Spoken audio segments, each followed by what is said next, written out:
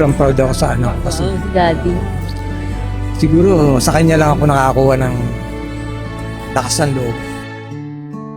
Sobrang saya ako, tsaka masyado ako na-touch sa mga kanta. Parang, kasi habang kumakanta kami, parang akong maiiyak eh. Sobra akong masayang-masaya dahil I got to do this with the dearest person in my life. Siyempre, ang tatay at nanay ko. Kasama ko ang tatay ko ngayon. Sharing beautiful music, performing together is such a dream come true.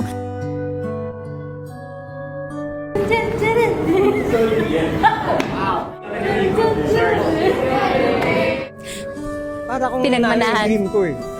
Hmm. Dream ko na makanta ko yung mga lumang kanta. Di ba, de? Ito yung mga pyesa mo eh. Kahit Oo. hindi ako professional singer.